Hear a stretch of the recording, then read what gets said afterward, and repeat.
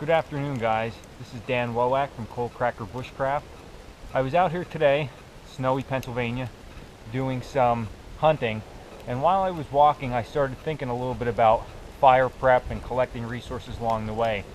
And I wanted to just do a quick video on what I normally look for in a wintertime environment if I'm going to not only set up camp, but as of today, hunting or scouting around in the winter, where to find dry tinder sources as far as to begin your first fire and keep it maintained.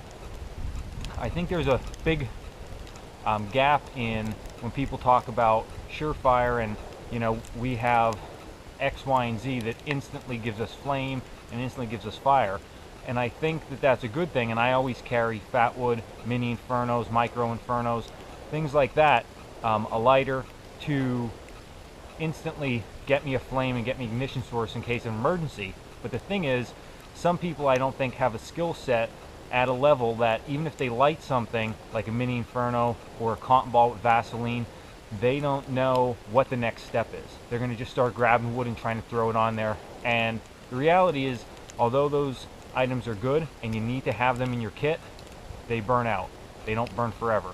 So not having good sources of wood or fuel to burn always becomes a quick problem. So this is more geared, I'd say, towards a beginner, not somebody that's advanced, that has a pretty strong background in making fires and starting fires.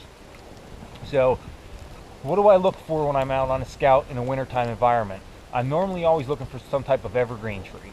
And this tree behind me, of course, is an evergreen. And the reason I look for this is, and I normally do this summer, fall, spring, and winter. But in wintertime, this is I'm really gravitate towards it. If you start to look here, underneath all these branches, because of course the branches are holding a lot of snow above here, we have a lot of very small branches like this,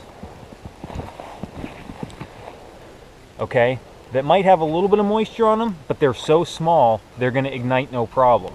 So this is always a good resource to come at and look around for, because underneath here I can within 30 seconds have a whole load of this, stick it in my haversack, and if something would happen, I pull this out and throw it on one of those surefire methods that I always carry in my kit, and I'll have a sustainable fire probably under a minute if I collect the correct amount of smalls under here.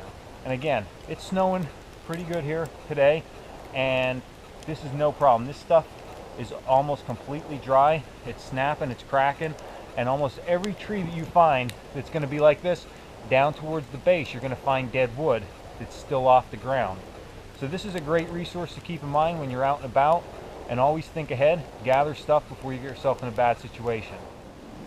Okay guys, so it took me about 30 seconds to grab this stuff off the tree, and if you were in an emergency situation, of course, you'd want to use one of those surefire methods. Cotton ball with Vaseline, mini inferno, fat wood, something like that, that you know you can get to light pretty quickly.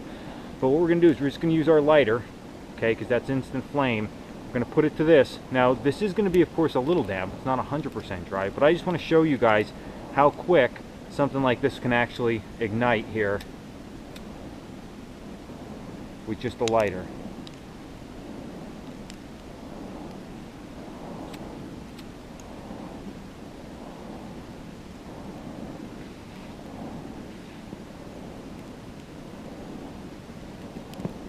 And you can see all that moisture burn off, but that's not too bad. Grabbing that after a snowstorm and making a fire that quick with just a lighter and some small branches. So this is really going to burn for a good long amount of time. Of course, it's pulling apart as I'm moving it around, but we kept that good and tight. That's really going to burn, and as you can see, I throw some more material on that, I definitely have a sustainable fire, no problem. And that's burning on top of the cold snow.